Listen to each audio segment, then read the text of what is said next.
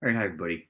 David here from Pinecker01, and we're going to continue with the Smoky God, A Voyage to the Inner World, and now we're on part 4, the Underworld. This is from Project Gutenberg. This ebook, this text, it's free online. Link down below in the description. Also, the link down below to the playlist with all of the chapters and the foreword, the whole book actually, audio playlist, audiobook. Part 4, in the Underworld. We learned that the males do not marry before they are from 75 to 100 years old, and that the age at which women enter wedlock is only a little less, and that both men and women frequently live to from 600 to 800 years old, and in some instances, much older. Just want to, show this here, like Genesis 5, just one example. And in verse 1, it says, this is the book of the genealogy of Adam. In the day that Elohim created man, he made him in the likeness of Elohim. Male and female, he created them, and he blessed them, and he called their name Adam, in the day they were created. And Adam lived 130 years, and he brought forth a son in his own likeness, after his image, and called his name Seth. And then you read down here in verse 5, so Genesis 5, verse 5, that so all the days that Adam lived were 930 years, and he died. I mean, that's, it's a long time. Which, of course, ties into this interesting tale in here.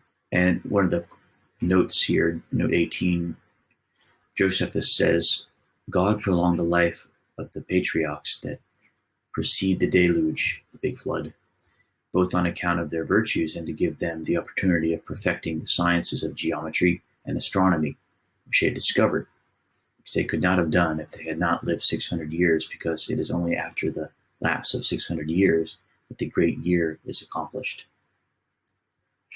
So Flammarion, Astronomical, Merce, Paris, page 26. Interesting. During the following year, we visited many villages and towns, prominent among them being the cities of Niji, Delphi, Hectica. My father was called upon no less than a half dozen times to go over the maps which had been made from the rough sketches he had originally given of the visions of land and water on the outside surface of the earth. I remember hearing my father remark that the giant race of people in the land of the Smoky God had almost as accurate an idea of the geography of the outside surface of the earth as the average college professor in Stockholm. In our travels, we came to a forest of gigantic trees near the city of Delphi. Now, I want to note this because you see all these names. At Delphi, you notice they have all these ancient Greek legendary city names. Delphi, previously called in legend Pytho, in ancient times was sacred precinct that served as the seat of Pythia, the major oracle who was consulted about important decisions through an ancient classical world. The oracle was international character and also forested sentiments of Greek nationality, even though the nation of Greece was centuries away from realization. Okay, continuing here, near the city of Delphi, they came to this gigantic forest of trees. Had the Bible said there were trees towering over 300 feet in height and more than 30 feet in diameter, growing in the Garden of Eden, the Ingersolls, the Tom Paines, and Voltaires would doubtless have pronounced that statement a myth. Interesting. Thomas Paine is a Englishman who helped actually found the United States back in the day, but he was also a great activist of freedom of speech, separation of church and state, freedom of religion, freedom of everything, but he also had a lot of, how do you call it? It appears he was a man of reasoning more than anything else. Philosophy, as they call it. Voltaire was similar. He was actually the one who is known for starting the Enlightenment period. He was highly critical of Christianity, especially the Roman Catholic Church, which was, of course, very oppressive in those days. And he, really wanted freedom of religion, separation of church and state, etc. So it's interesting how he makes note of that. Of course, huge trees in the Bible. The world tree is a motive present in several religions and mythologies, particularly Indo-European religions, Serbian religions, and Native American religions. The world tree is represented as a colossal tree which supports the heavens, thereby connecting the heavens, the terrestrial world, and through its roots, the underworld. Interesting. Trees are mentioned in the Bible more than any living thing other than God and people. The Bible begins with the tree and ends with the tree. The Savior of the world was put to death on a tree, so to speak. Number 3 in the Bible represents divine wholeness, completeness, and perfection. Number 5 in the Bible represents the symbol of God's grace, i.e., his undeserved kindness and favor to mankind. The term garden of God appears 3 times in the entire Bible, hence denoting divine completeness and perfection. The term Garden of Eden appears 5 occasions, hence denoting God's grace toward mankind. Whilst it was called Eden, the Garden of God and the Garden of Eden are 2 different gardens in 2 entirely different worlds. Interesting. This is very interesting. There's a lot to read here. I'll put the link down below as well, because this is one to maybe check out a little bit later. Okay, back in here. So the Thomas Paines and Voltaires would doubtless have pronounced the statement a myth.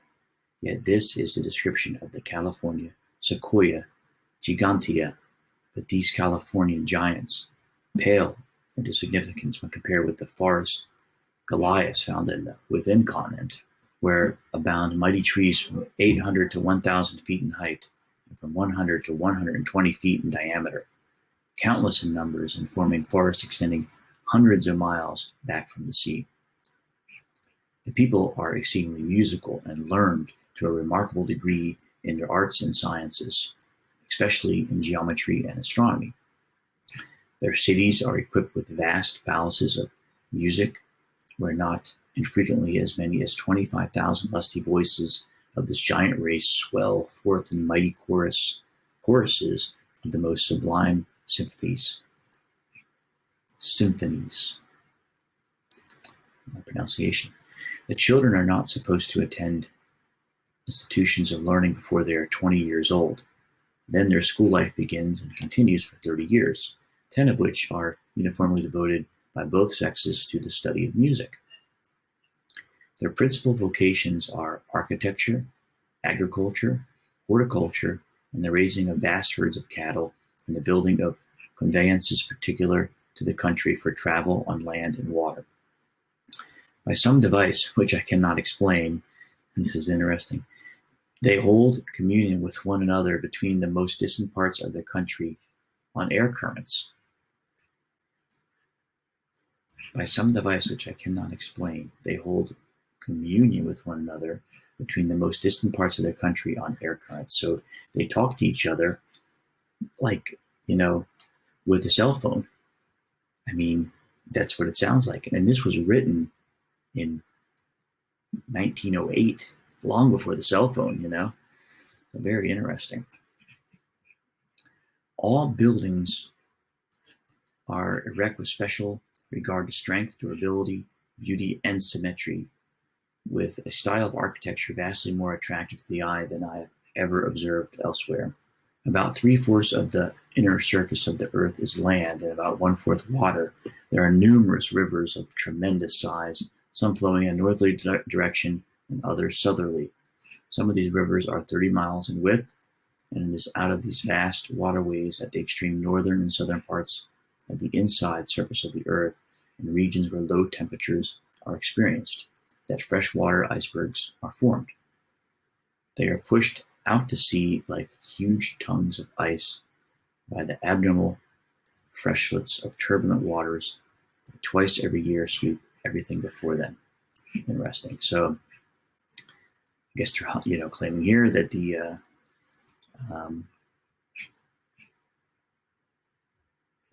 30 miles in width, the vast waterways, extreme northern and southern parts of the inside surface of the earth, In regions where the low temperatures are experienced, that freshwater icebergs are formed, and they are pushed out to sea like huge tongues of ice by the abnormal freshets of turbulent waters that twice every year sweep everything for them. It's one heck of a tide. We saw innumerable specimens of bird life, no larger than those encountered in the forests of Europe or America. It is well known that during the last few years, whole species of birds have quit the earth. A writer in a recent article on this subject says, almost every year sees the final extinction of one or more bird species. 1 out of 14 varieties of birds found a century since on a single island, the West Indian island of St. Thomas. 8 have now to be numbered among the missing. And what's interesting is all of a sudden they'll refine species to like all of a sudden reappear, I mean, our Earth is vastly huge still, so it's, can never see everything. It is not possible that these disappearing bird species quit their habitation without and found an asylum in the within world. I don't know how they, I guess they could fly in if they could, make the journey. Whether inland among the mountains or along the seashore, we found bird life prolific. When they spread their great wings, some of the birds appeared to measure 30 feet from tip to tip. They are of great variety and many colors. We were permitted to climb up on the edge of a rock and examine the nest of eggs. There were 5 in the nest, each of which was at least 2 feet in length and 15 inches in diameter. After we had been in the city of Hectica about a week, Professor Galeta took us to an inlet where we saw thousands of tortoises along the sandy shore. I hesitate to state the size of these great creatures. They were from 25 to 30 feet in length, from 15 to 20 feet in width, and fully 7 feet in height. Some of them projected its head. It had appearances of some hideous sea monster. The strange conditions within are favorable not only for vast meadows of luxuriant grasses, forests of giant trees, and all manner of vegetable life, but wonderful animal life as well. One day we saw a great herd of elephants. There must have been 500 of these thunder-throated monsters with their restlessly waving trunks. They were tearing huge boughs from the trees and trampling smaller growth in the dust like so much hazel brush. They would average over 100 feet in length and from 75 to 80 in height. It seemed, as I gazed upon this wonderful herd of giant elephants, that I was again living in the public library at Stockholm, where I had spent much time studying the wonders of the Miocene age, and just I probably pronounce it wrong. Miocene age is the first geological epoch of the Neogeneal period and extends from about 5 million years ago. How they figured that out, I don't know. I was filled with mute astonishment, and my father was speechless with awe. He held my arm with a protecting grip as if fearful harm would overtake us. We were 2 atoms in this great forest, and fortunately observed by this vast herd of elephants as they drifted on and away, following a leader as is a herd of sheep. They browsed from growing herbage which they encountered as they traveled, and now and again shook the firmament with their deep bellowing. Note 20. Moreover, there were a great number of elephants in the island, and there was provisions for animals of every kind. Also, whatever fragrant things that are in the earth, whether roots or herbage or woods or distilling drops of flowers or fruits, grew and thrived in that land.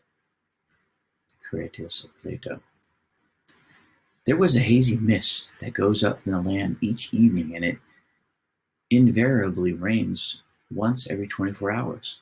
This great moisture and the invigorating electrical light and warmth account perhaps for the luxuriant vegetation which the highly charged electrical air and the evenness of climatic conditions may have much to do with the giant growth and longevity of all animal life.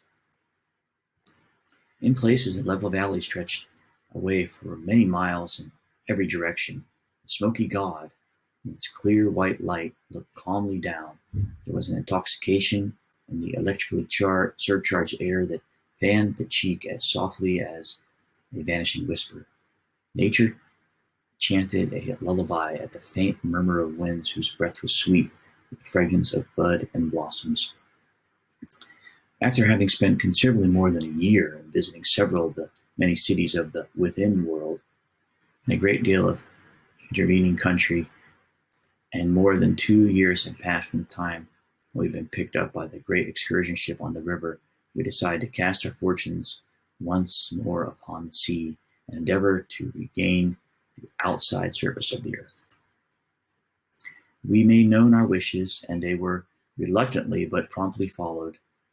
Our host gave my father, at his request, various maps showing the entire inside surface of the earth, with cities, oceans, seas, rivers, gulfs, and bays. They also generously offered to give us all the bags of gold nuggets, some of them as large as goose eggs, that we were willing to attempt to take with us on our little fishing boat. In due time, we returned to Genoa, at which place we spent 1 month in fixing up and overhauling our little fishing sloop. After all was in readiness, the same ship, Nas, that really discovered us, took us on board and sailed to the north of the river Hiddekel. After our giant brothers had launched our little craft for us, they were most cordially regretful at parting and evidenced with solitude for our safety. My father swore by his gods of Odin and Thor that we would surely return again within a year or two and pay them another visit. And thus we bade them adieu. We made ready and hoisted our sail, but there was little breeze. We were becalmed within an hour after our giant friends had left us and started on their return trip. The winds were constantly blowing south, that is, they were blowing from the northern opening of the earth toward that which we knew to be the south, but which, according to our compass pointing finger, was directly north. For 3 days we tried to sail and to beat against the wind, but to no avail, whereupon my father said, "My son, to return by the same route as we came in is impossible at this time of year. I wonder why we did not think of this before. We have been here almost 2.5 years. Therefore, this is the season when the sun is beginning to shine in at the southern opening of the earth. The long, cold night is on in the Spitzbergen country, the North Pole. What shall we do?" I inquired. "There is only one thing we can do," my father replied, "and that is to go south." Accordingly, he turned the craft about, gave it full reef, and started by the compass north, but in fact directly south. The wind was strong, and we seemed to have struck a current that was running with remarkable swiftness in the same direction. In just 40 days we arrived at Delphi again, a city we had visited in company with our guide, Jules Galadia, and his wife, near the mouth of the Gihon River. Here we stopped for 2 days, and were most hospitably entertained by the same people who had welcomed us on our former visit. We laid in some additional provisions, and again set sail, following the needle due north, meaning south. On our outward trip, we came through a narrow channel, which appeared to be a separating body of water between two considerable bodies of land. There was a beautiful beach on our right, and we decided to reconnoiter. Casting anchor, we waded ashore to rest up for a day before continuing the outward hazardous undertaking. We built a fire and threw on some sticks of dry driftwood. When my father was walking along the shore, I prepared a tempting repast from supplies we had provided. There was a mild, luminous light, which my father said resulted from the sun shining in from the south aperture of the earth. That night we slept soundly, and awakened the next morning as refreshed as if we had been in our own bed in Stockholm. After breakfast, we started out on an island tour of discovery, but had not gone far when we sighted some birds which we recognized at once as belonging to the penguin family. They were flightless birds, but excellent swimmers and tremendous in size, with white breasts, short wings, black head, and long peaked bills. They stand fully 9 feet high. Holy smokes. They looked at us with little surprise, and presently waddled rather than walked toward the water, and swam away in a northerly direction. The nights are never so dark at the poles as in other regions, for the moon and stars seem to possess twice as much light and effulgence. In addition, there is a continuous light, the varied shades and play of which are amongst the strangest phenomena of nature. Rombronson's Astronomy. The events that occurred during the following 100 or more days beggar description. Okay, so about 100 or more days. We were on an open and iceless sea. The month we reckoned to be November or December, and we knew the so-called South Pole was turned toward the sun. Therefore, in passing out and away from the internal electricity, from the internal electrical light of the smoky god and its genuine warmth, we would be met with the light and warmth of the sun shining in through the opening of the earth. We were not mistaken. Another note. The fact that gives the phenomenon of the polar aurora and its greatest importance is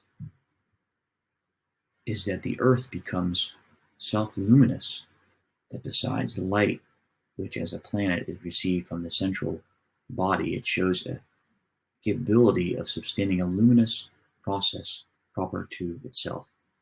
Humboldt. There were times when our little craft, driven by wind that was continuous and persistent, shot through the waters like an arrow. Indeed, had we encountered a hidden rock or obstacle, our little vessel would have been crushed into kindling wood. At last, we were conscious that the atmosphere was growing decidedly colder, and a few days later, icebergs were sighted far to the left. My father argued, and correctly, that the winds which filled our sails came from the warm climate within, and the time of the year was certainly most auspicious for us to make our dash for the outside world and attempt to scud our fishing slope through open channels of the frozen zone which surrounds the polar regions. We were soon amid the ice packs, and how our little craft got through the narrow channels and escaped being crushed, I know not. There should be a comma here. The compass behaved in the same drunken and unreliable fashion in passing over the southern curve or edge of the Earth's shell as it had on our inbound trip at the northern entrance. It gyrated, dipped, and seemed like a thing possessed. Note 23, Captain Sabine on page 105 in Voyages in the Arctic Regions says, the geographical determination of the direction of the intensity of the magnetic forces at different points of the Earth's surface has been regarded as an object worthy of special research. To examine in different parts of the globe the declination, inclination, and intensity of the magnetic force and their periodical and secular variations and mutual relations and dependencies could be duly investigated only in fixed magnetic observatories. That was a mouthful. Okay, back to the story. One day, as I was lazily looking over the sloop's side into the clear waters, my father shouted, "Breakers ahead!" Looking up, I saw through the lifting mist a white object that towered several hundred feet, completely shutting off our advance. We lowered sail immediately, and none too soon. In a moment, we found ourselves wedged between two monstrous icebergs. Each was crowding and grinding against its fellow mountain of ice. They were like two gods of war contending for supremacy. We were greatly alarmed. Indeed, we were between the lines of a battle royale. The sonorous thunder of the grinding ice was like the continued volleys of artillery.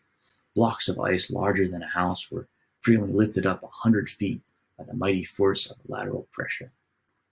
They would shudder and rock to and fro for a few seconds, then come crashing down with a deafening roar and disappear in the foaming waters. Thus, for more than 2 hours, the contents of icy giants continued. Jeez. It seemed as if the end had come. The ice pressure was terrific, and while we were not caught in the dangerous part of the jam, and were safe for the time being, yet the heaving and rending of tons of ice as it fell splashing here and there into the watery depths filled us with shaking fear. Finally, to our great joy, the grinding of the ice ceased, and within a few hours the great mass slowly divided, as if an act of providence had been performed. Right before us lay an open channel. Should we venture with our little craft into this opening? If the pressure came on again, our little slope, as well as ourselves, would be crushed into nothingness.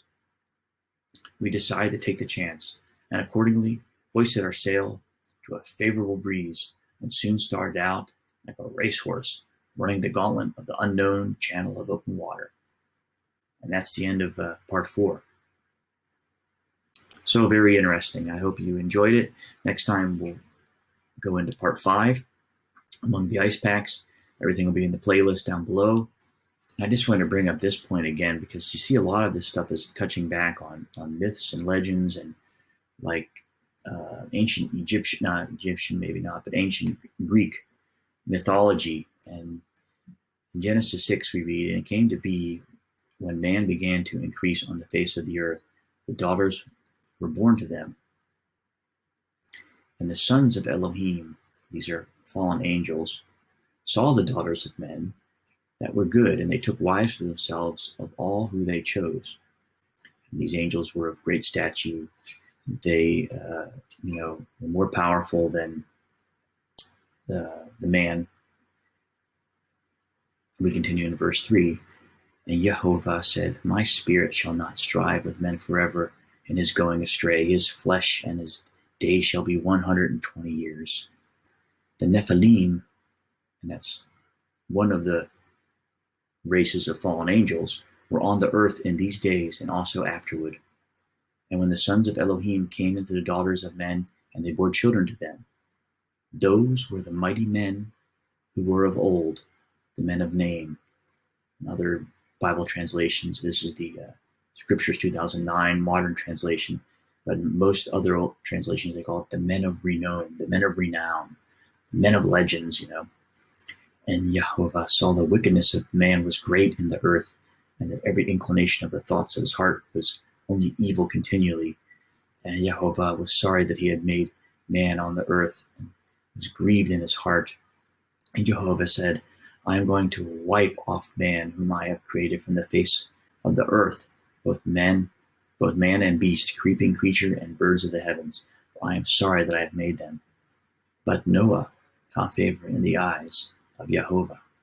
So that's where the flood comes, and our saving grace, all through the amazing information you can find in the Bible here. Nonetheless, I just wanted to end with that because it's the men of renown, these old legends are nothing new. And that was it.